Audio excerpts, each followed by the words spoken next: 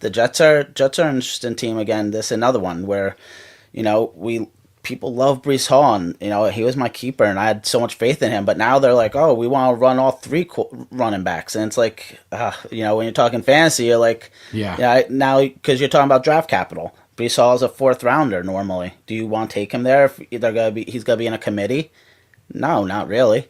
I'd rather have somebody who's gonna be the workhorse or take another wide receiver one there. It's it makes you it makes you think differently.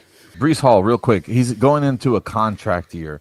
So, Hmm. how high is our faith in drafting him as our RB1 tomorrow in our draft?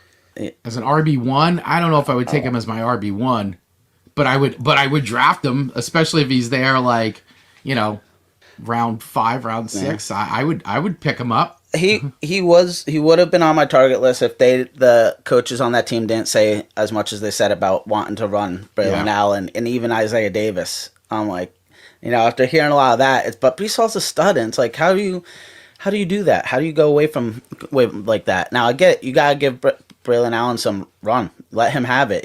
Rest up the running back a little bit. He doesn't need 300 carries, but he's good for receptions normally. He has 50 receptions on the year. That put him high for me. But again, he dropped a bit on my boards for me. Fifth, sixth round. He would have been higher until all that came out.